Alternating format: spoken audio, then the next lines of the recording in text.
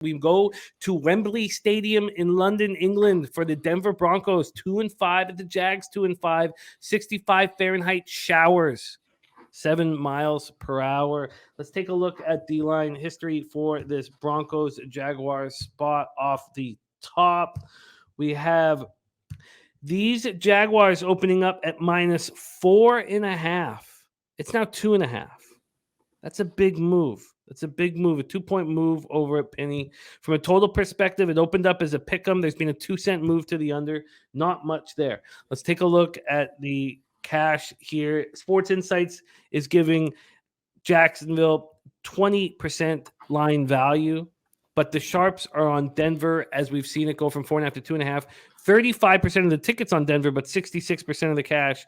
Then 78% of the cash, 78% of the tickets and 94% of cash on the under, but it's not moving from that 39.5 spot. Sky Dragon took Denver +4 on Sunday, says hate it, but had to bet it. T-Mac, the poker game tomorrow is at 9 p.m. 9 p.m. Wednesday night on Bet Online. And again, that password is Pub Sports Oct. We're doing a $25 buy-in this time, and they're giving us 10 tickets for $109 tickets for their $250,000 guaranteed.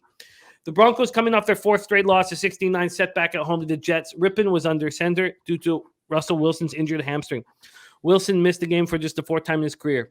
He's day-to-day. He's going to be on the flight to the UK on tomorrow, and he's trending to play.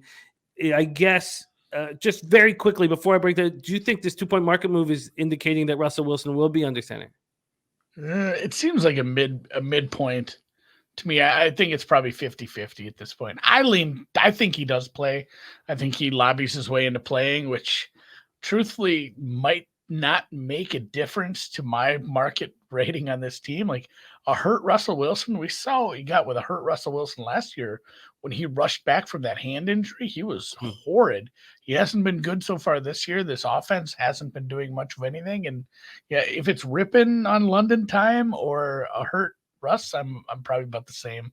I'm not making it a big upgrade for Russell Wilson if he's going to rush back from this. Interesting and well put. Birdie says, is it rain for sure, Jimmy? Yes, it's rain for sure. He said, last time Lawrence played in the rain, 5 turnovers. The rain will push me to the Broncos, I think. And impressed with the line that Sky Dragon and others got on the 4. Let's keep rolling. Papa Cal's got a 4.5 on Monday morning. Nice job. So Rippon struggled in the second career start. 24-46 for 225 yards, no touchdowns, 1 pick. Judy caught 7 passes for 96 yards. Dulcich caught 6 for 51. So using a running back group that included Melvin Gordon, Latavius Murray, and Mike Boone, who's now hurt, they ran 28 times for 105 yards. Draymond Jones had 2 of the team's 3 sacks. They're talking in the chat here about how Coyne saying, give me the elite defense. Give me the better defense. That's what's happening right now. The Broncos defense is becoming excellent as the season goes on. They lead the NFL in opponent yards per play. They're first in opponent red zone scoring percentage. This is impressive. The teams are hitting 25% in the red zone against them. I don't know if I remember a number that low for a touchdown percentage in the red zone for any team. Mike Boone, Baron Browning, who's been so good, and their tackle Cam Fleming will not be able to play in week 8. They all got hurt against the Jets. Jaguars coming off their 4th straight loss, 23-17 setback at home to the Giants. Trevor Lawrence, 22 of 43 for 310 yards. Christian Kirk got 7 for 96. Evan Ingram caught 4 for 67. Travis Etienne ran 14 times for 114 yards and 1 touchdown. And I can't get that fumble out of my head. I was right there about the cash, and it just felt like a sharpened chopstick to the larynx. The Giants lost Ben Bredesen, Evan Neal to injury in the first half. So they lost 2 linemen, and the Jags still couldn't get any pressure. They let the Giants put up 436 total yards, with 236 of them coming on the ground. Brandon Scherf, by the way, suffered a shoulder injury. I couldn't get an update on it, but if you can't get pressure on the Giants when they lose 2 linemen, how did the Jaguars have I've watched this Broncos inept offense, so I know how they have a chance. But this has to be a Broncos or no bet. And now that it's moved under 3, what the hell do we do? Take the under 39.5? How do you move on this one?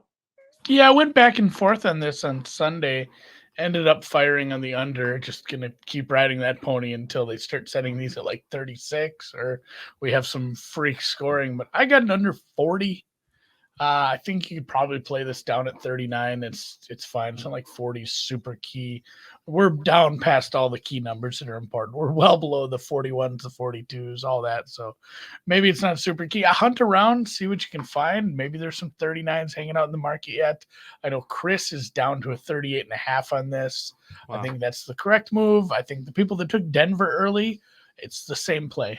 Like you're expecting a low scoring game. You're expecting a bad output from the Jacksonville Jaguars.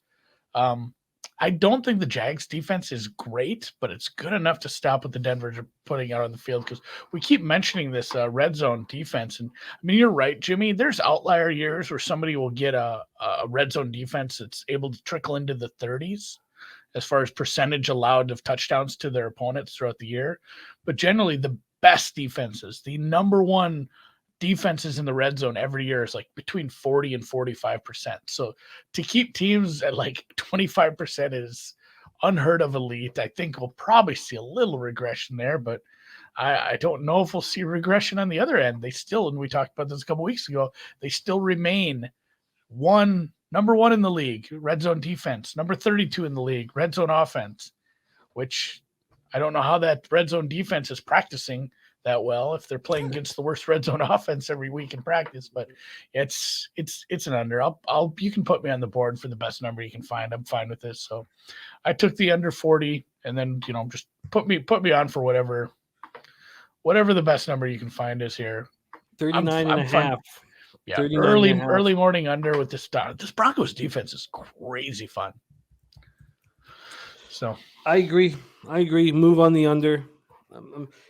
The Jacksonville Jaguars total hard to watch game though. Their team total at 20.5 would be interesting to go under that, but I think that you want both teams. You want the Broncos inept offense as part of this under. You don't want to leave that out under any circumstances. So I'd like to get in. It's 39 at Bet365. I'd like to get in on this tonight. This all makes sense. All makes sense to me. Let's roll on.